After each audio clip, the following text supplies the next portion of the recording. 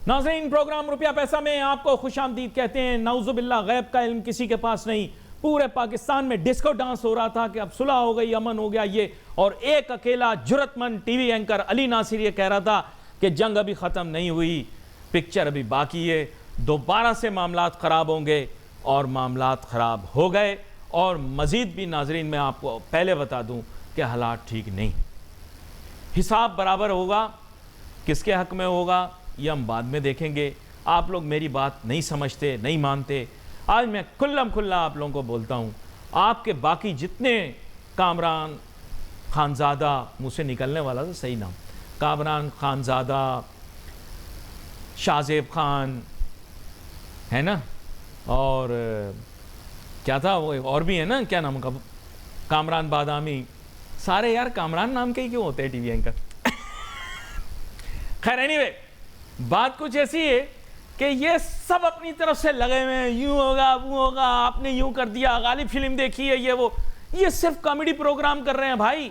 और जो कॉमेडी कर रहा है वो संजीदा बात कर रहा है। इसीलिए बोलता हूँ प्रोग्राम रुपया पैसा देखा करो, बिजनेस का प्रोग्राम है, ऑब्जेक्टिव डिस्कशन होगी, हिया हुआ की कोई बात नहीं होगी। सीधी बात कर रहा हूं आपसे, अगर इस मुल्क के अंदर सही से चलना चाहते हो, एक नंबर बात सुनना चाहते हो, प्रोग्राम रुपया पैसा देखा करो। बिजनेस का प्रोग्राम है, ऑब्जेक्टिव बात होगी। सियासी उल्टी सीधी ऊट पिटांग, उन्होंने ये कह दिया, इन्होंने वो कह दिया, सब कहानियां आपको नहीं मिलेंगी, क्योंकि ऑब्जेक्टिव बात वो होगी जो दूसरे मीडिया से, वर्ल्ड मीडिया से, बिजनेस मीडिया से सब ट्रिकल डाउन होकर सीधी आ रही हो। बाकी सब जितनी बातें की सब गलत मलत उल्टी सीधी। देखो ये सब लोग आलाकार होते हैं, लोग आते जाते रहते हैं, मैं सब जानता हूँ। बहुत सारे सियासतदान आए गए, भूल गए, लोग तारीख के पन्नों में भूल गए, कोई उन्हें याद नहीं रखता। ये सब ड्रामा है। फिल्में देखी आपने? अच्छा, पाकिस्तानी ड्रामे देखे आपने? पहले आपको याद होगा माविश वयात बहुत मशहूर थी, है ना, अब वो ड्रामों में आती है, अब वो इंस्टाग्राम पे आती है, कोई नहीं जानता उसको, और कभी कभार फिल्मों के अंदर आपको दिखाई देती है। पहले ड्रामों में आती थी, इसके ड्रामे चला करते थे, यह मशहूर थी। बिल्कुल जैसे टीवी की अदाकाराएं बदलती रहती हैं ड्रामों की, इसी तरह ये करेक्टर जो कि हमारे मुल्क में अहमियत रखते हैं, ये भी बदलते रहते हैं। बड़ी मैंने अहमियत वाली बात की है, ज़रा सोच लेना। लोग फैशन के हिसाब से चल रहे होते हैं, लोग फिर भूल भाल जाते हैं सब, है ना। अब इम्पॉसिबल मिशन फोर्स के बारे में बात करेंगे, यानी कि IMF। अच्छा, ये नहीं है इंटरनेशनल मॉनिटरी फंड, नहीं, IMF का हमने तो माने यही निकाले, इम्पॉसिबल मिशन फोर्स, जिसके माने ये हैं कि काम ऐसा करना है जो कि इम्पॉसिबल हो। इनका कर्जा वापस करना, वो करना तो बहुत मुश्किल है। हाँ, इस हफ्ते में बहुत सारी चीज़ें होती रहीं, क्रिप्टो वाले भी बेचारे रातों को ना जाग पाए। क्रिप्टो वाले सारे नौजवान वो हो गए, क्या कहते हो, सरकश हो गए, नाउजुबिल्लाह। क्योंकि अब वो जाहिर बात है, क्रिप्टो ट्रेडिंग के मुतल्लिक तो आपको पता है एक बड़ा अहम बयान आ गया, लेकिन यह कि क्रिप्टो मार्केट तेज़ हो गई है, बहुत चढ़ रही है, कि भाई शुक्र है अब पाकिस्तानी जो हैं वो अब क्रिप्टो में ज़्यादा नहीं करेंगे, क्योंकि अब तो इनको डायरेक्शन मिल गई है। अच्छा, अभी भी करेंगे। मीठा मीठा हप हप, कड़वा कड़वा थू थू, सब जानता हूँ तुम लोगों को, सब जानता हूँ। मुफाद हो तो खा लो, गलत भी हो तो खा लो, और सब पता है हमें, सब पता है। जहेज तब तक जायज़ है जब तक दूसरे की बेटी से ले रहे हो। सब पता है हमें, सब पता है। मीठा मीठा हप हप, कड़वा कड़वा थू थू, कर्जा तब तक ले लो जब तक खुद को मिल रहा है, जब दूसरे को देना हो तो बोलो भाई मैं तो आपको नहीं जानता। खैर छोड़ दो यार, मुनाफकत बड़ी बुरी चीज़ है। आप लोगों के लिए दुआ मांग लेता हूँ। IMF पे प्रोग्राम करना है, लेकिन आप लोगों के लिए, अपनी प्यारी कौम पाकिस्तान के लिए दुआ मांग लेता हूँ कि ऐ मेरे रब, मेरी कौम को हिदायत दे, क्योंकि ये अब इतने गुमराह हो चुके हैं कि अब आपके अलावा इनके लिए हिदायत का कोई रास्ता नहीं। आपका रहम अगर इन पर होगा तो ये बच जाएंगे, वरना माजी की कौमों की तरह। दुआ तो कोई भी मांगी जा सकती, और इस मामले में कोई मजाक नहीं, इस सिलसिले में कोई मजाक करो नहीं। यहाँ पर मेरे साथ बहुत ही अहम मेहमान शामिल गुफ्तगू होंगे। जनाब नादिर मुमताज़ साहब, जो कि मईशत के ऊपर बड़ी गहरी निगाह रखते हैं, सीनियर ब्यूरोक्रेट भी रहे हैं, रेवेन्यू के मामलात को भी बड़ी गहराई से समझते हैं और हमारे प्रोग्राम बारहा तशरीफ़ लाते रहते हैं। वेलकम करता हूँ आपको शो में नादिर मुमताज़ साहब। थैंक यू सर, आपकी आवाज़ थोड़ी लो है। कोई बात नहीं, मैं अपनी आवाज़ बुलंद कर लेता हूँ, कहीं बद इखलाक ना कहलाऊँ। लेकिन मैं आपसे ये पूछना चाहता हूँ कि जो IMF है, अब कहते हैं हम इससे जान छुड़ा लेंगे। मुझे याद आ गया, आज से कई दहाइयों पहले ये कहा गया था हम कशकोल तोड़ देंगे। मुझे ये ना पता था कि कशकोल तोड़ के उससे बड़ी कशकोल ले लेंगे। लेकिन ये हिचकोले खाती पाकिस्तान की मईशत क्या IMF से कभी जान छुड़ा पाएगी या नहीं? जी जी, थैंक यू अली भाई, आपने मौका दिया। अच्छा, ये IMF का जो जिस प्रोग्राम में हम हैं, ये कोई नई बात नहीं हमारे लिए। हमारा उनका काफ़ी अभी दोस्ती हो गई है, क्योंकि 21 प्रोग्राम तो हो चुके हैं और ये 2023 में एक प्रोग्राम आया था। फिर अभी हमारा उसका चल रहा है 37 मंथ का एक्सटेंडेड फंड फैसिलिटी $7 बिलियन की। जी जी, तो ये हम जो है इस वक्त कुछ कंट्रीज हैं जिनको कहते हैं कंट्रीज इन डिस्ट्रेस। इसमें एक श्रीलंका है, आपको याद है उधर पहले स्टॉर्म हो गया था when they didn't have money to pay for fuel and electricity नहीं थी। एक गाना है और एक हम है जो इस कैटेगरी में अब आते हैं। अब IMF is also the lender of last resort. इसका मतलब जब कोई कहीं से एक्सटर्नल फंडिंग अवेलेबल नहीं हो रही है तो फिर IMF के पास जाते हैं। और ये बात ठीक नहीं है कि IMF कोई हमारे ऊपर डिक्टेट करता है। वो कहते हैं कि जी आप हमारे पास आए हैं तो आप हमसे नेगोशिएट करें और आप हमको, सिंस हमने आपसे पैसे वापस लेने, इंटरेस्ट भी लेना है और प्रिंसिपल लोन भी लेना है, तो ये वापसी कैसे करेंगे? तो उसके लिए वो दे प्रिस्क्राइब कंडीशनैलिटीज, जिनको प्रिस्क्रिप्शन भी कहते हैं, और इट्स अ टेक इट और लीव इट सिचुएशन। तो ये होना टेम्पररी चाहिए। और एक अफसोसनाक बात तो ये है कि जब हम इस प्रोग्राम में जाते हैं और जिस तरह इमीडिएट डिस्बर्समेंट हुई थी $1 बिलियन की, ताकि हमारी बैलेंस ऑफ पेमेंट मीट हो जाए और हम डिफॉल्ट ना करें, तो जैसे हमको $1 बिलियन या अब तो क्वार्टरली वो मॉनिटर करते हैं, क्वार्टरली रिलीज होते हैं successful completion of task goals जो हैं, तो हम उसको बड़ा प्राउडली बताते हैं सबको।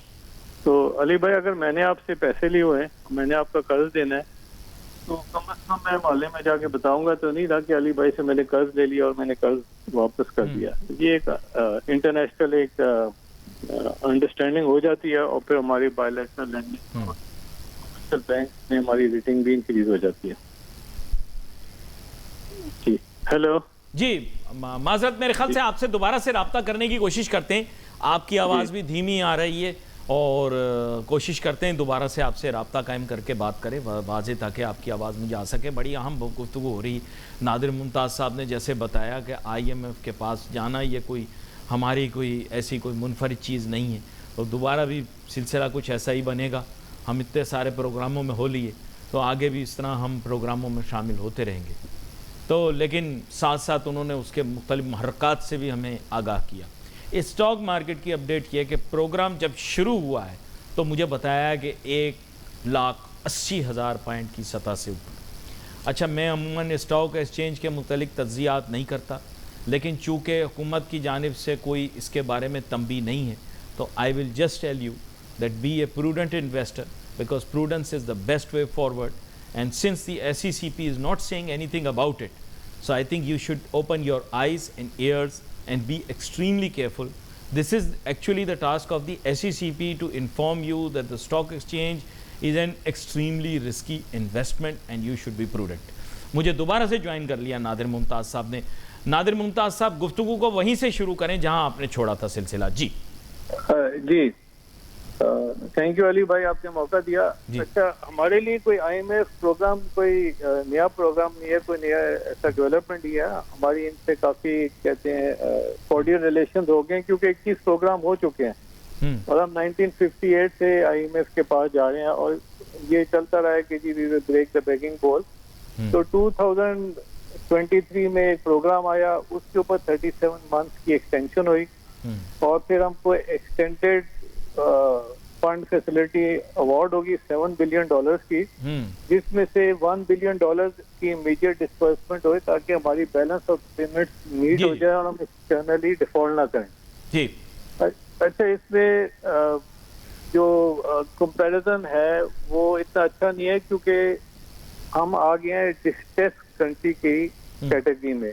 बट व्हाई डू पॉलिटिशियंस, मैं आपसे डायरेक्ट सवाल पूछता हूं क्योंकि ये चीज आपने पहले भी बताया, why do politicians pretend that we can come out of this vicious cycle?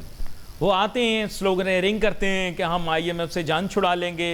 In fact economics और बिजनेस के बारे में पॉलिटिशियंस तो ज़्यादा बात करते नहीं हैं, बट जो भी बात करते हैं उसमें it includes cursing the IMF for all Pakistan problems.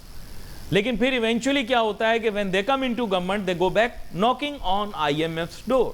Problem ये है कि व्हाई जी इसमें ये भी होता है कि अक्सर एक गवर्नमेंट या एक पार्टी की टेन्योर खत्म होता है तो दूसरी पार्टी आती है, फिर ये पॉलिटिशियन जो है, to be fair to them, they are not part of the permanent government जी। तो उसमें परमानेंट गवर्नमेंट ऑफिशियल भी होते हैं, जैसे फाइनेंस मिनिस्ट्री के, इकोनॉमिक अफेयर्स के, मिनिस्ट्री ऑफ पेट्रोलियम के, तो वो तो हमेशा रहते हैं। कोई सेक्रेटरी, जॉइंट सेक्रेटरी था, वो एडिशनल सेक्रेटरी हो गया, वो सेक्रेटरी हो गया, तो उनका भी खासा रोल है सारे काम में। अच्छा, ये तो खैर एक स्लोगन अच्छा है, कॉन्स्टिट्यूएंसी को तो ये बताना होता है, मे भी इनकी ख्वाहिश भी ये होती है, मगर अभी जो है हम आ गए डिस्ट्रेस कंट्रीज के लिस्ट में, और डिस्ट्रेस कंट्रीज है घाना हो गया, श्रीलंका हो गया और पाकिस्तान हो गया। अच्छा, we never went, the IMF never came to us, we went to the IMF क्योंकि हमारी मजबूरी थी जी। जो भी वजह थी कि गवर्नेंस इशू से या बैलेंस ऑफ पेमेंट नहीं था। तो जब और IMF is known as the lender of last resort, जब आपको एक्सटर्नल फाइनेंसिंग या कोई एक्सटर्नल बैंक कंसोर्टियम आपको फॉरेन एक्सचेंज या फंड नहीं कर रहा है तो you will have to go to the IMF। फिर IMF से जब आपका प्रोग्राम तय हो जाता है तो आपकी मार्केट हमें वोलेटिलिटी कम रिड्यूस हो जाती है और फिर आपकी एक्सपोर्ट इंपोर्ट और बैलेंस ऑफ पेमेंट मीट हो जाती है। नादिर मुमताज साहब, मैं आपसे बड़ा डायरेक्ट क्वेश्चन पूछूंगा। मैं अमूमन मेरी मुलाकात होती, अगले दिन भी एक साबिक वफाकी वज़ीर समझ लें या वज़ीर मुमलिकत जो थे, उनसे मैंने उनकी बात सुनी भी, उनसे मुलाकात भी हुई, लेकिन मैं उनका नाम लिए बगैर आपको बताऊंगा कि he is very educated person. लेकिन मेन एम ये कि इन लोगों के पास बहुत बुकिश स्टैंडर्ड थियोरेटिकल नॉलेज है जो कि किसी क्लास 5 के बच्चे के पास भी होती है, जो गूगल कर ले चीज़ें तो वो आपको बता सकता है। मैं हैरान ये होता हूँ कि माशाल्लाह इतने सीनियर सो कॉल्ड पढ़े लिखे लोग जब गवर्नमेंट में आते हैं या पॉलिसी मेकिंग में आते हैं, और अभी भी होंगे आई एम श्योर, मैं किसी को क्रिटिसाइज़ नहीं करता, ना माजी को ना मौजूदा को, लेकिन जिस तरह की बेसिक सरफेस डिस्कशंस करते हैं, आपके ख्याल से that's not the way to solve Pakistan economic problems. मेरा ऐसा ख्याल है, आप क्या कहते हैं? Inclusive of IMF। जी। अच्छा जी, ये जो बात है ना कि एजुकेटेड की, अब एजुकेटेड भी एक रिलेटिव टर्म है। किसी ने ग्रेजुएशन किया है, किसी ने MS किया है, किसी ने डॉक्टरेट लिया है, फाइनेंस में हो सकता है या पेट्रोलियम इकोनॉमिक्स में हो सकता है, ये बिल्कुल एक अलग चीज है। कैपेसिटी बिल्डिंग जो है, कैपेसिटी होना, ये एक इंटायरली डिफरेंट एक रिक्वायरमेंट है। और इश्यूज की अवेयरनेस, हमारे यहाँ बहुत सारी चीजें जो है लोगों को पता नहीं है, इवन जो समझते हैं कि वो हेल्म ऑफ अफेयर्स पे हैं। हमारा जो अफसर आता है वो अच्छा है, कॉम्पिटिटिव एग्जाम पास करके वो सर्विस में आ जाता है, फिर वो बेसिकली 9 to 5 एक काम करे और डिफरेंट पे ग्रेड से, हायर पे ग्रेड से वही काम करता रहता है। हमारे जितने इश्यूज हैं, जो मेरा एक्सपोजर और एक्सपीरियंस कहता है, वो ये है कि हमारे इश्यूज रेगुलेटरी है और गवर्नेंस के इश्यूज हैं। अब जैसे मैं एक मिसाल देता हूं आपको, अब मैं नाम लेके कहता हूं, अब डॉक्टर इशरत हुसैन साहब हैं, लोग कहते हैं वो रिफॉर्म के लिए भी आए, उनकी बात नहीं कर रहा था पहले, उनकी भी, वो भी बहुत पढ़े लिखे आदमी हैं, बैनुल अक़वामी इदारों में भी काम किया है। मैं नहीं चाहता आप उनकी शख्सियत के बारे में बात करें, लेकिन जब आप उनकी तकरीर सुनते हैं या उनका मोडस ऑपरेंडाई देखते हैं तो वही ब्यूरोक्रेटिक किस्म का, मैकेनिकल किस्म का, रन ऑफ द मिल तकरीर आप सुनेंगे। पाकिस्तान की वो प्रॉब्लम्स जो कि राह चलता बच्चा भी आपको बता देगा, वो बता देंगे आपको। उनको रिजॉल्व करने के लिए सोल्यूशन जो आपको कोई हाउसवाइफ भी बता देगी वो बता देंगे। तो मैं और कमेंट नहीं करना चाहता, मैंने नाम लेके आपको कह दिया। इस तरह के बहुत सारे लोग हैं, बड़ी अच्छी अंग्रेजी बोलते हैं, लेकिन गुफ्तगू बहुत ही मतलब बेसिक किस्म की बच्चों वाली बातें कि जी मुल्क का मसला ये है, मुल्क का मसला ये है। तो ये तो बच्चों वाली बातें हैं ना, ये तो कोई बच्चा भी आपको बता देगा और फिर उसका हल भी आपको वो औरत बता देगी जो सुबह में सालन पका रही आलू गोश्त के नमक डाल दो, मसाला डाल दो, ये हो जाएगा। ये मैं आपसे जानना चाह रहा हूँ वाई। जी, ये तो बच्चे भी बता देंगे। अभी आपको पता है चैट जीपीटी आ गया है, क्लाउड आ गया है। हाँ। तो ये सारी बातें जो बहुत सारे सो कॉल्ड हमारे, without referring to anyone specifically, जो सो कॉल्ड एक्सपर्ट्स करें, जो 5 से 10 लोग ही हैं जो चैनल्स पे मैं देखता हूँ, और वही अपनी पॉइंट ऑफ व्यू प्रेजेंट करे होते हैं। बट इंट्रिंसिक वर्थ उनकी कितनी है? अब ऐसा है कि एक बड़ी इंपॉर्टेंट चीज है कि आईएमएफ से नेगोशिएट कौन करता है। अब आप पहले होता था कि जो लोग आईएमएफ से नेगोशिएट करे होते थे वही लोग जाके साल या 2 या 3 साल बाद as executive director IMF, world bank, Asian development bank के बोर्ड्स पे लग जाते थे। जी जी। और इधर से गए तो ट्रांजिशन इमीडिएटली आफ्टर रिटायरमेंट या बिफोर रिटायरमेंट उन बोर्ड पे चले गए। $10,000 उनकी मंथली तनख्वाह, सैलरी, रेम्यूनरेशन होती थी और 3 से 4 साल का टेन्योर होता था। और फिर वहां से रिटायर होते $10,000 अप्रोक्सीमेटली उनको मंथली पेंशन मिलती थी। तो ये बड़ा कॉन्फ्लिक्ट ऑफ इंटरेस्ट है। और जब आपको पता है कि आपने दूसरे नेगोशिएशन के बाद दूसरे साइड पे जाना है, you are going to go in this other parties camp, तो आप क्या नेगोशिएट करेंगे? आप तो कहेंगे जी बस जो आप कह रहे हैं ठीक कह रहे हैं, और बस मेरा जरा ध्यान करना। अभी देखें आईएमएफ की नेगोशिएशन भी देख लें कि जो माजी के अंदर कंटिन्यूअस फेलियर्स हैं उसके जो रिस्पॉन्सिबल टीम्स हैं वो आईएमएफ के साथ नेगोशिएट करते रहे। अब I see them sitting on TV criticising the people who are right now in the helm of affairs कि जी ये सही नहीं नेगोशिएट कर रहे। तो भाई आपने कौन सा सही नेगोशिएट किया था? आपने बोला कि हम टॉप 3 की लिस्ट में आके बैठ गए जिसमें गाना शामिल है और श्रीलंका शामिल है, और यू नो सो मतलब यही लोग यहाँ लेकर आए हैं ना। तो मतलब वो क्या अंग्रेजी की कहावत है क्या, kettle calling the pot black, यही कहावत है मेरे ख्याल से। जी अच्छा, मैं अभी स्पेसिफिक पे आता हूँ। हाँ जी। एक रोज एक बात कही जा रही है कि जी हमारे माशाल्लाह एक्सपर्ट रेमिटेंसेस जो है $40 बिलियन एनुअल टच कर गया है। अच्छा, बजाय तो ये अच्छी लगती है, मगर अगर आप इसको होलिस्टिक या ओवरऑल देखें तो आपके एक्सपोर्ट जो है गुड्स, मर्चेंडाइज और सर्विस के, वो तो डिक्लाइन हो गया, स्पेशली लास्ट 3-4 मंथ्स में स्टेट ऑफ हॉर्मुज़ के कॉन्फ्लिक्ट के बाद। तो आपके एक्सपोर्ट्स डिक्लाइन हो रहे हैं। अब ये जो रेमिटेंसेज हैं, अगर ये वाइट कॉलर जॉब्स होती तो खुशी की बात होती है, बट ये ज्यादातर रेमिटेंस आ रही यूएई और सऊदीया से, जहाँ से मैन्युअल वर्कर गए हैं। इसका मतलब आपके पास अपने मुल्क में एम्प्लॉयमेंट अपॉर्चुनिटी नहीं है। वो एक बंदा जा रहा है और वो जाके 2 या 3 साल उधर रहेगा, अपनी फैमिली को भी नहीं मिलेगा, और जितने पैसे कमाते हैं सारे वापस भेज देता है just to sustain their livelihood, कि फैमिली को पूरा महीना चला सके। तो उसकी नेट सेविंग कोई नहीं होती है। और ये जो रेमिटेंसेज है, ये भी मैं कहता हूँ इनको डिस्ट्रेस्ड रेमिटेंस कहना चाहिए, क्योंकि वो -45-50 डिग्री टेम्परेचर में वो लोग काम कर रहे होते हैं और मिजरेबल कंडीशंस में। उसके मुकाबले में आपके एक्सपोर्ट्स हैं, जो स्टेट बैंक की फिगर मैं बता रहा हूँ, $37 बिलियन की है अप टू में। तो इसमें $9 बिलियन है सर्विस एक्सपोर्ट और $18 बिलियन है टेक्सटाइल एक्सपोर्ट, और कुछ इनकी एग्रो एक्सपोर्ट है। तो इसके ऊपर वर्ल्ड बैंक की जो रिपोर्ट है, जो उनके वेबसाइट पे अवेलेबल है, जी वो बार बार कह रहा है कि जी आप डाइवर्सिफाई करें और अपना वैल्यू एडिशन करें। हमारा जो टेक्सटाइल इंडस्ट्री है, the very sad face exporter, वो जो भी एक्सपोर्ट करी है वो बेसिकली लूज फैब्रिक एक्सपोर्ट करी है, उसमें वैल्यू एडिशन बहुत कम है और इंपोर्ट बेस्ड एक्सपोर्ट है।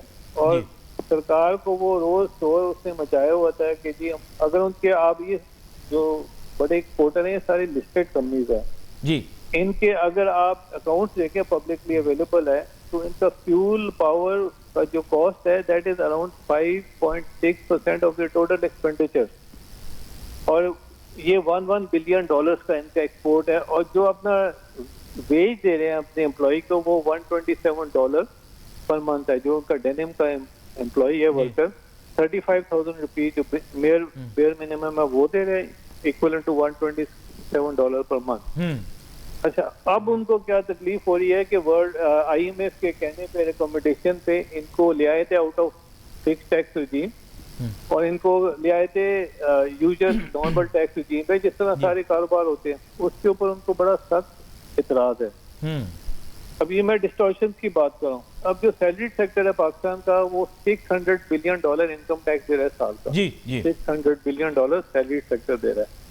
और जो इंटायर टेक्सटाइल सेक्टर है, एक्सपोर्ट है अराउंड $9 ट्रिलियन, वो टोटल इनकम टैक्स दे रहा है 100 बिलियन जी। तो इसका मतलब ये है कि ये तो बस इनकी मेहरबानी, ये काम करें, इससे बेहतर कि ये बैंक में पैसे डाल लें और इससे ज्यादा कमा लेंगे। तो ये इनको बड़ी सख्त अब रिलक्टेंस है कि हम अपने बुक्स ऑफ अकाउंट्स नहीं दिखाएंगे ऑडिट अथॉरिटीज को। जो बुक्स ऑफ अकाउंट दिखाएंगे तो उसके एक्चुअल प्रॉफिट चले जाएंगे, और ये भी पता चलेगा कि वो कितना अमाउंट बाहर पार्क कर रहे हैं। टेक्सटाइल, टोबैको, टेलीकॉम, शुगर और cement, FBR, as per FBR data, ये मोस्टली लॉसेस में है, और इनका जो इनकम टैक्स है वो मिनिमम होता है, क्योंकि प्रॉफिट ही नहीं डिक्लेयर करे। And they are the richest, और टाइकून भी होते हैं, शुगर टाइकून, कार्टल्स हैं इनके। तो ये डिस्टॉर्टेड है, और ये IMF ने पॉइंट आउट किया। अब इनको एड्रेस करना या ठीक करना, ये तो बेसिकली ऑफिशियल्स का काम है या सरकार का काम है। तो आइडेंटिफाई तो कर दिया, IMF कहते हैं जी हमने तो आपको बता दिया, आपने ये। अच्छा, एक चीज मुझे समझाइएगा। अब चूंकि आपने छेड़ दिया टाइकून्स की, आपने बात कर ली बिजनेस टाइकून्स की, मैं आप जी अब आपने छेड़ दिया। देखिए, मैं अब आपसे पूछूंगा जरूर। बात यह है कि जब हम इनसे कहते हैं कि जनाब, जैसे आपने भी बताया, they are running loss making entities, यही तो प्रॉब्लम है। हम इनसे कहते हैं, कह रहे हैं नहीं हम बिजनेस नहीं करते, हम जिहाद करते हैं, नाउजुबिल्ला। ये मुझे पता नहीं इस तरह के अल्फाज इस्तेमाल करते हैं। पता नहीं, आपने तकरीरें सुनी होंगी, आप भी इनकम टैक्स में रहें, आपको पता होगा इनकी तकरीरें किस नौयत की होती हैं। तो मैं एक सवाल जब इनसे करता हूं, मैं कहता हूं भाई फिर आप अपना कैपिटल मुल्क से बाहर क्यों लेके जाते हैं? सारा पैसा आप मुल्क से बाहर ले जाते हैं, कभी किसी मुल्क में, कभी किसी। नहीं, देखें, ये तो नेचुरल सी बात है, जिस तरह के हालात आपने पैदा किए वगैरह वगैरह, तो वो हालात तो बाकी पूरी कौम के लिए भी है ना। तो बाकी पूरी कौम तो सस्टेन कर रही है किसी ना किसी तरीके से। ऐसे तो नहीं कि सबके पास जो है वो ऑप्शंस नहीं है, बहुत सारे लोगों के पास ऑप्शंस होते हैं, but they decide to remain in this country and work with this country and work for this country. तो ये बिजनेसमैन एक्सक्यूज बनाते हैं कि हम अपना पैसा इसलिए बाहर लेके जाते हैं क्योंकि हालात ऐसे पैदा कर दिए गए। तो ऐसे कैसे हो सकता है, चट भी सीधा पट भी सीधा? जी, हालात तो बहुत सारे और मुल्कों में भी है, नाइजीरिया में भी है, ऐसे हालात है, मगर one of the biggest petrochemical refinery तो उन्होंने लगा दी है। माली एक मुल्क है, अफ्रीका में कई मुल्क है जिन्होंने कहा कि जी अब हम जो पहले रॉ और मिनरल बेचते थे, एक्सपोर्ट करते थे, हम वो नहीं करेंगे, हम वैल्यू एडिशन करेंगे। आप उन्होंने कैंसिल कर दी एग्रीमेंट्स, उन्होंने कहा प्लांट आप अपने हमारे मुल्क में लगाएंगे और हम वैल्यू एडिशन करेंगे। अब इन्होंने एक्सपोर्टर्स ने एक और काम कर दिया, पैसा क्योंकि इनके पास इतना ज्यादा आ गया है अनअकाउंटेड फॉर, क्योंकि इनका ऑडिट नहीं होता। अब ये चलेंगे IT में, और ये पहले तो रियल एस्टेट में चले गए, वो एग्जॉस्ट हुआ, अब IT में चले गए। IT में जाने का फायदा है कि स्टेट बैंक ऑफ पाकिस्तान ने रिस्ट्रिक्शंस कम कर दिया, फॉरेन एक्सचेंज आप 50% बाहर भी रख सकते हैं। तो अब इनको इससे ज्यादा और क्या चाहिए? और जब पैसा बहुत ज्यादा है तो फिर इस तरह की हरकतें भी स्टार्ट हो जाती, तो रेगुलेशन। लेकिन IT में भी क्या तुरम खान हो गए? अभी आप बता रहे थे, देखें, let's be very frank, future challenges को सामने रखना जरूरी है। Artificial intelligence and advanced coding software are going to make the archaic system of computer programming आज नहीं तो कल रिडंडेंट। फिर आपकी IT एक्सपोर्ट क्या होगी? मतलब हमें gradually we have to come to terms with the fact कि then we will be again in an environment के जहाँ ज़्यादातर जो टेक्नोलॉजी या नॉलेज हमारे लोग पोजेस करते हैं उसकी वैल्यू कुछ भी नहीं रहेगी। तो हम अपग्रेडेशन तो कोई कर नहीं रहे। जी, इस वक्त जो हमारा डिजिटल एक्सपोर्ट है या IT या टेक एक्सपोर्ट सॉफ्टवेयर का, वो है अराउंड $4 बिलियन। जी, तो हमारा जो स्किल है वो $4 बिलियन वर्थ का एक्सपोर्ट है, और रेमिटेंस से जो है अगर $40 बिलियन है तो आई थिंक $35 बिलियन तो सिर्फ मैन्युअल लेबर का है, जो पत्थर तोड़ा है और वहाँ किसी कंस्ट्रक्शन साइट पे 45, 40, 50 डिग्री सेंटीग्रेड में अंडर इनह्यूमेन कंडीशन काम कर रहा है, 3-3 साल बच्चों को नहीं देखता है। नहीं, वो तो हमारे बिरादर इस्लामी मुल्कों में काम कर रहे हैं ना। उम्मा उम्मा कर प्यारे, उम्मा उम्मा, वो आपने गाना तो सुना होगा। तो वो तो बहुत अच्छे लोग हैं, वो हमारे साथ कहाँ जुल्म करते हैं, वो तो बहुत प्यारे लोग हैं, उनको तो अब क्या बोलूं मैं आपको, आप यू नो द वर्क्स जी। एक और बड़ी डिस्करेजिंग फैक्ट ये है कि हमारे जो नेट फॉरेन एक्सचेंज रिजर्व है जो स्टेट बैंक के है, वो 18 बिलियन पे ही रुके हुए हैं इन मई, जून एंड 3 जुलाई को भी, और ये एक डिकेड से बल्कि कम हो गया, डिक्लाइनिंग ट्रेंड दिखाना शुरू हो गया। तो हमारा इंपोर्ट बहुत बढ़ गया, एक्सपोर्ट हमारे कम होना, इस साल एक्सपोर्ट हमारे कम हुए हैं, रेमिटेंसेस बेशक भी बढ़ गई है। तो अगर रेमिटेंस इतनी फिनोमिनल बढ़ी है तो ये समझ नहीं आता है हमारे नेट फॉरेन एक्सचेंज रिजर्व से कम क्यों हो रहे हैं। इस तरह के बहुत सारे पैराडॉक्स हैं, इस तरह की बहुत सारी अनोमलीज हैं जी। ये भी वर्ल्ड बैंक ने, IMF ने जो उनके वेबसाइट पे है, जो कंडीशनैलिटी का उनकी रिपोर्ट है, वो सारी चीजें उन्होंने एड्रेस की हुई है और आइडेंटिफाई किया। वो कहते हैं जी इनको आप देखें।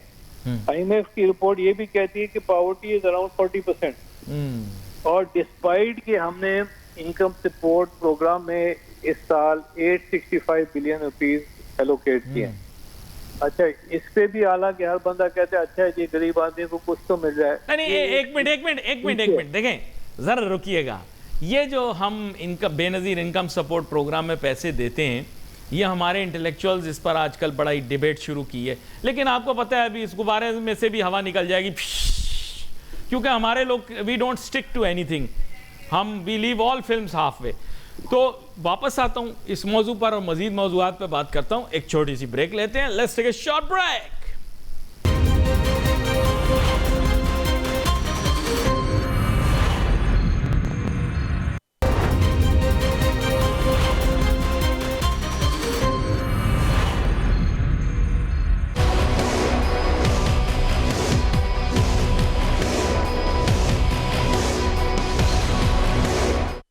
नाज़रीन welcome back after break. Break पे जाने से पहले BISP के ऊपर मैंने बात शुरू की थी, लेकिन मैं चाहूँगा कि नादिर मुमताज़ साहब की प्रोग्राम में मौजूदगी का फ़ायदा उठाते हुए, क्योंकि ये फील्ड के एक्सपर्ट हैं और ये जो हमारे यहाँ आबनाई हुर्मुज़, नया नाम मैंने सुना, वैसे स्ट्रेट्स ऑफ हुर्मुज़ का नाम मैंने सुना था, लेकिन आपको पता है कि उर्दू बोलने वाले लोग अमूमन उनकी आदत होती है कि हर चीज़ की उर्दू ट्रांसलेशन करके ऐसा लफ्ज़ ईजाद करें कि जो पहले उर्दू ज़बान में भी कभी इस्तेमाल नहीं हुआ, ना लुगत में मौजूद है।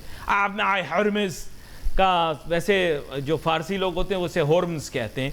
खैर एनीवे, वैसे ही आपको बता रहा था, लेकिन इस मुतालिक भी मैं कोशिश करूँगा कि नादिर मुमताज़ साहब से बात करें। नादिर मुमताज़ साहब, आपको पता होगा कि कई मरतबा पाकिस्तान में मिठाई भी बढ़ चुकी है और हमने खुद ही हार भी पहन ली है कि हमने ये अमन कायम किया, और ज़ाहिर बात है दुनिया के अंदर हमारी बहुत ज़्यादा पजीराई भी हुई है।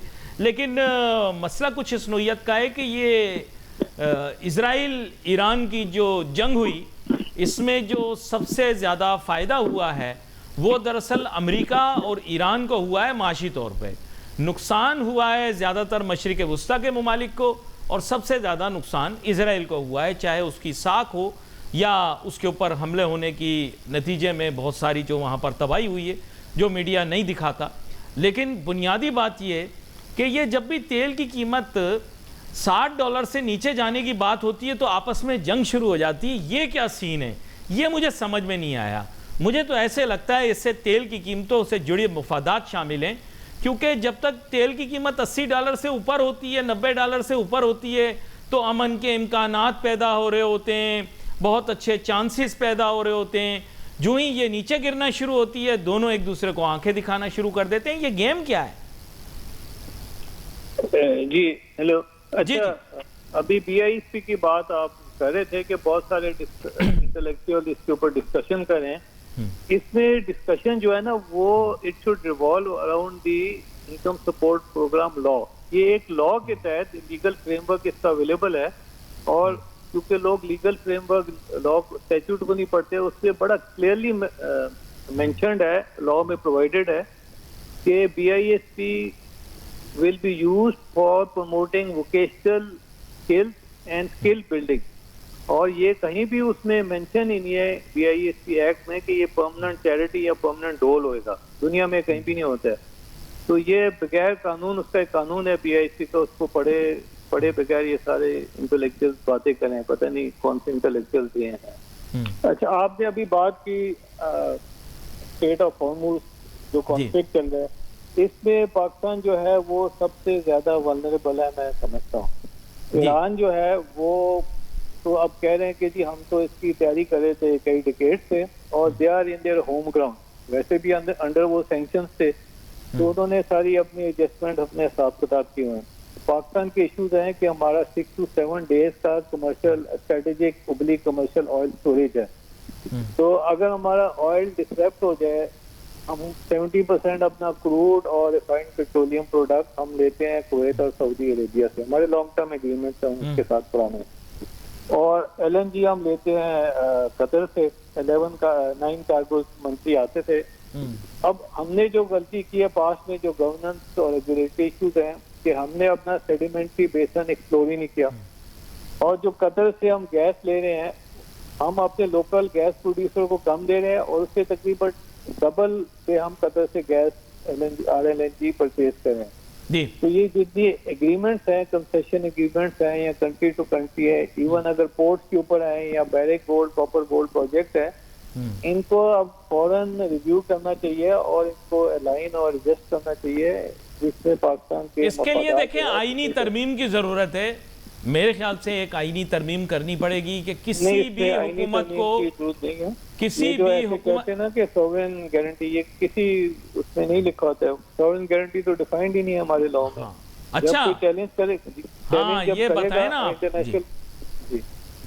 अच्छा, sovereign guarantee is not defined जी, कॉन्स्टिट्यूशन में तो डिफाइंड नहीं है, और वही ओवर ग्राउंड नॉर्म है हमारे। नहीं तो फिर किस इंटरनेशनल ट्रीटीज के तहत हम ये सब कुछ करते हैं, क्या रीजन होगा? हम तो फिर अगर आप बोल रहे हैं कि हमारे आइन के अंदर ये चीज मौजूद नहीं है, तो फिर किस कानून के तहत हम ये कर रहे हैं? क्या बैनुल अक़वामी कानून के तहत हम ये काम कर रहे हैं?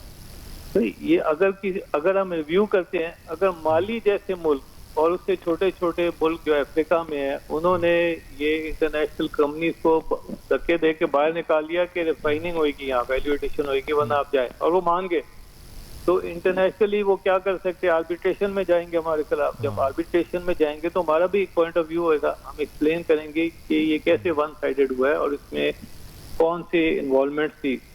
अब जैसे IPP है, IPP को हम कितने डॉलर्स में कैपेसिटी पेमेंट करें, अराउंड 60%। उसका एक और मसला भी ये आ गया कि बहुत सारी कमर्शियल और इंडस्ट्रियल एस्टेब्लिशमेंट चला गया सोलर पे। अब सोलर भी बाहर से इम्पोर्ट हो रहा है, उसमें भी फॉरेन एक्सचेंज हमारा जा रहा है। अब इवन बैटरीज हैं वो भी बाहर से इम्पोर्ट हो रही है, फॉरेन एक्सचेंज इस पे जा रहा है, तो वो एक पैरेलल ग्रेड बन गया। अब लोग जो हैं बहुत सारे कंज्यूमर्स, और ये सिर्फ वेल ऑफ कंज्यूमर है, सोलर पैनल और बैटरी का जो। अच्छा नादिर मुमताज साहब, एक सवाल पूछ लूं जो मैंने शुरू किया है एक हफ्ते से, मैं अपने सारे मेहमानों से पूछ रहा हूं, और आप चूंकि हेल्म ऑफ अफेयर्स के अंदर रहे हैं, बहुत सारे बड़े बड़े इदारों को भी आपने हेड किया है और पॉलिसी मेकिंग में भी रहे हैं, तो मैं आपसे एक सवाल पूछना चाहता हूं, बड़ा सॉलिड सवाल है, मुझे अभी तक उसका जवाब नहीं मिला। क्या पाकिस्तान की कोई नेशनल इकोनॉमिक पॉलिसी डायरेक्शन है कि नहीं? क्या पाकिस्तान के कोई इकोनॉमिक पॉलिसी एग्जिस्ट करती है या नहीं? ये दो सवाल हैं। पाकिस्तान की क्या कोई इकोनॉमिक पॉलिसी डायरेक्शन है डिफाइंड कि नहीं? जी ये आपने बड़ा पर्टिनेंट इशू रेज किया है। अब ये जैसे बजट आया, साल का बजट पास हो गया, ये मुझे कोई पॉलिसी ड्रिवन बजट नहीं लग रहा है कि इसमें कहा अच्छा जी इसकी 1% बढ़ा दो, इसकी 1% कम कर दो, तो जैसे जस्ट टिंकरिंग कि ये साल किसी तरह गुजार लो।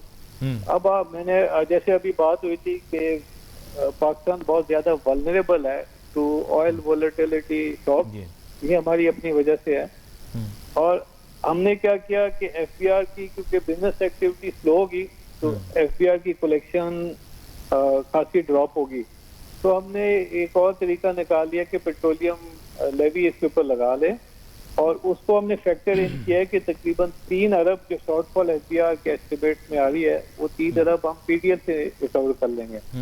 अगर रीजनल कंट्रीज के आप प्राइसेस देखें gasoline, petroleum, diesel, refined petroleum products की, तो उसमें इतना सिग्निफिकेंट इंक्रीज नहीं आया डॉलर टर्म में जितना हमारा आया। वो आया भी है तो उन्होंने बर्दाश्त किया है, फिर ऑल्टरनेटिव उन्होंने अरेंजमेंट किए। अब हमारी है 6 रिफाइनरीज। अब हमारी जो रिफाइनरीज है वो सिर्फ गल्फ क्रूड को प्रोसेस करती है, गल्फ लाइट साल को। जो रीजनल रिफाइनरीज है उन्होंने ओवर द ईयर इतना अपने आप को कैपेसिटी इंक्रीज कर ली कि they can process 26 sort of crude. Russian crude भी प्रोसेस कर लेते हैं, गल्फ का क्रूड भी प्रोसेस कर लेते हैं, और यूएस का भी कर लेते हैं। हम सिर्फ गल्फ का क्रूड प्रोसेस करते हैं, और एक रिफाइनरी जो सिर्फ लोकल क्रूड प्रोसेस करती, दूसरा कर भी सकती है। तो हम तो बहुत वल्नरेबल है।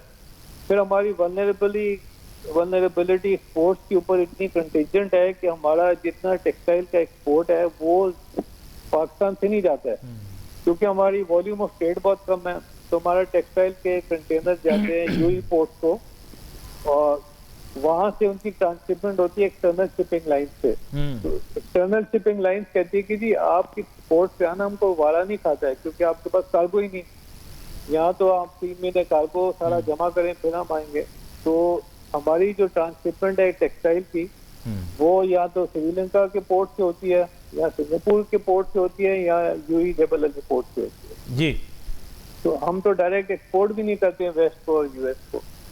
तो हम तो बहुत वल्नरेबल है। अब वहाँ क्योंकि पोर्ट, यानी जो आप बात कर रहे हैं उससे ये वाजे हो रहा है कि हमारी कोई नेशनल इकोनॉमिक पॉलिसी डायरेक्शन नहीं है जिसके लिए हमें बैठना पड़ेगा। तो just for my own curiosity, ये जितने इंटेलेक्चुअल्स आप लोग प्लानिंग एंड डेवलपमेंट या प्लानिंग कमीशन में रखते हैं, फिर ये क्या कुकिंग रेसिपीज या गैस्ट्रोनॉमिकल कोई टास्क इनको आपने दिए हुए? मैं बहुत सारे टीवी प्रोग्राम से, आपके प्रोग्राम पे बहुत सारे लोगों को देता हूँ। ये कोई 10 लोग ही हैं पाकिस्तान में जिन्होंने मोनोपोलाइज की हुई है स्क्रीन, और उनके पास ऑपरेशनल सॉल्यूशंस है नहीं। वो मुझे तो लगता है फोन देख रहे होते हैं क्लाउड या चैट जीपीटी से, उन्होंने कहा जी काम चला लो जितने दिन हम हैं। तो नहीं, मुझे देखे ना कोई सेंसिबल आउटपुट नहीं निकली ना। देखे हमने एक इतना बड़ा इदारा बनाया हुआ प्लानिंग कमीशन, आपको पता होगा हमने अपने मुल्क के अंदर इकोनॉमिस्ट भी बहुत सारे हायर किए हुए हैं। अब वो क्या काम करते हैं, don't want to evaluate their profession, लेकिन मैं ये जानना चाहता हूं कि आपकी एक पूरी इकोनॉमिक अफेयर्स की डिवीजन है, व्हाट आई अंडरस्टैंड। एक तो आपका मिनिस्टर है फाइनेंस का, इसके साथ पूरी इकोनॉमिक अफेयर्स की एक डिवीजन है जिसमें सीजन ब्यूरोक्रेट्स भी होंगे, कुछ लोग आपने बाहर से भी हायर किए हुए होंगे, एक बहुत बड़ी फौज है ऐसे लोगों की जो कि एक्सपर्ट्स हैं अपनी फील्ड के, और जैसे आपने बताया कि बहुत सारे सूडो इकोनॉमिस्ट्स भी हैं जो कि हर जगह अपेयर होते रहते हैं। सिर्फ मीडिया को ब्लेम ना करें, हर जगह आते हैं वो लोग, लेक्चर सेमिनार्स के अंदर भी हर जगह पर मौजूद होते हैं। But do you think that they have not been able to answer even a simple question कि what's our national economic policy direction? That means we are sitting in a bus but we don't know where we are going.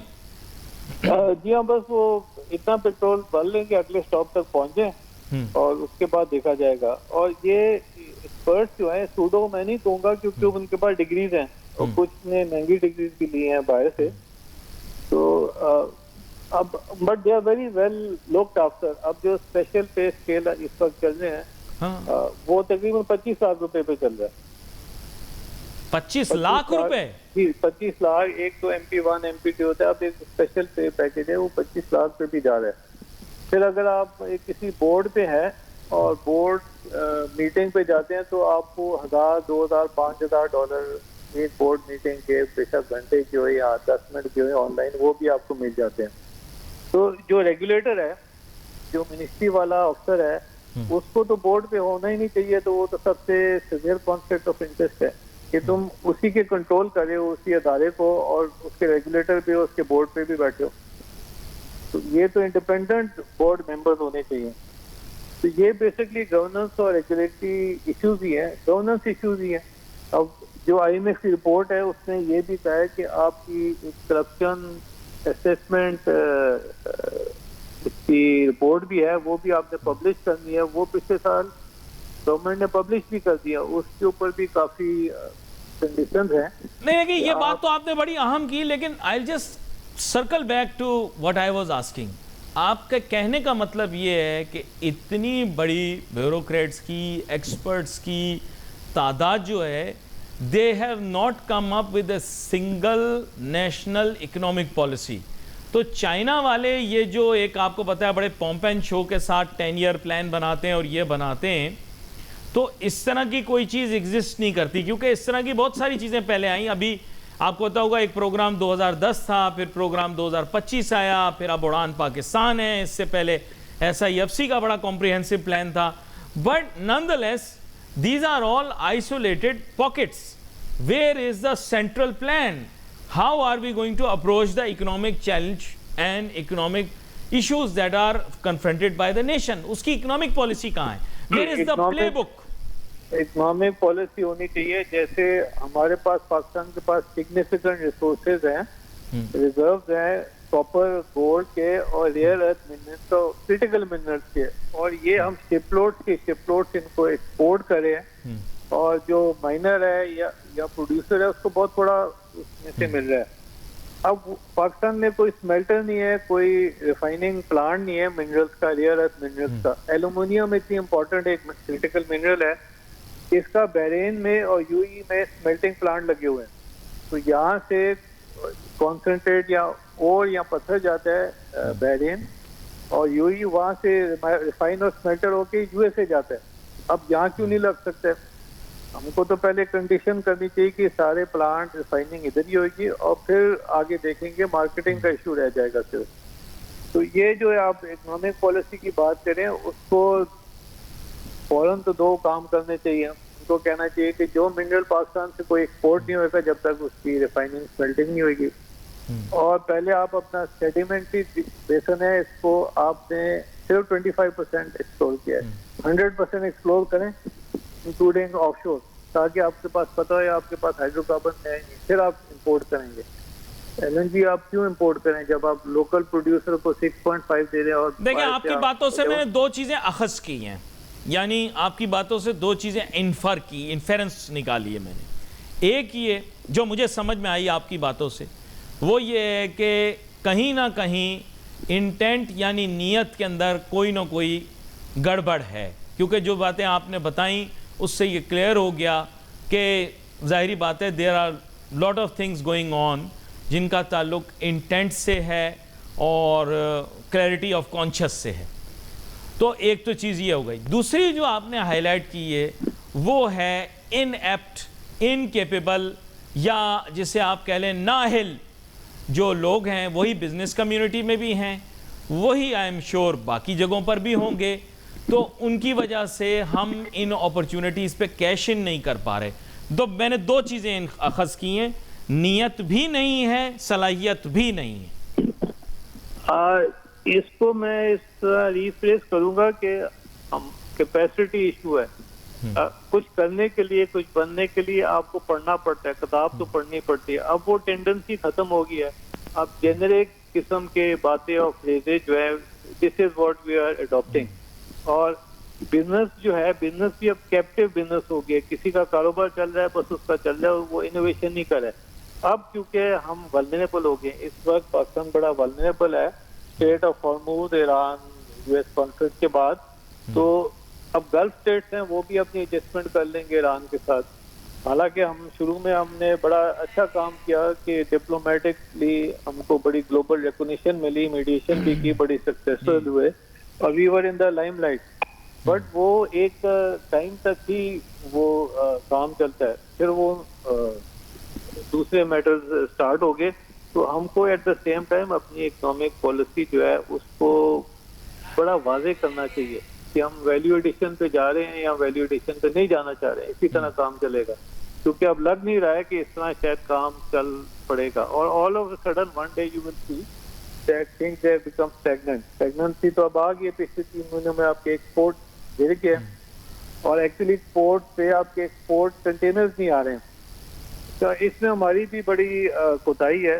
अब cost of doing business means cost of transportation, हमारा cost of transportation बहुत high है, बहुत high. We are paying around $5 billion.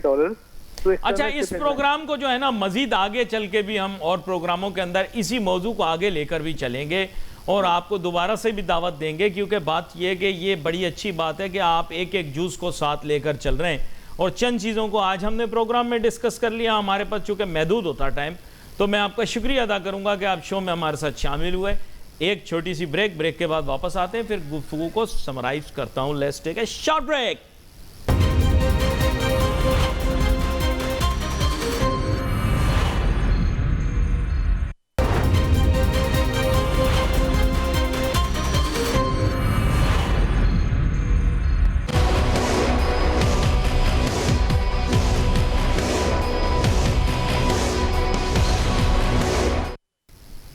नाज़रीन, welcome back after the break. वही बात जो कि मैं अब चंद दिनों से कर रहा हूँ, क्योंकि हमने सोल्यूशन बेस्ड अप्रोच अपनानी है। वो ये कि हमारी नेशनल इकनॉमिक पॉलिसी डायरेक्शन क्या है। आज भी हमने IMF के मुतालिक बात की, मुख्तलिफ इकोनॉमी के जुज़ जो हैं उनको जोड़कर किस तरह IMF प्रोग्राम से निकला जा सकता है, या फिर इस रियलिटी को एक्सेप्ट कर लें कि हमें IMF के पास बार बार जाना है।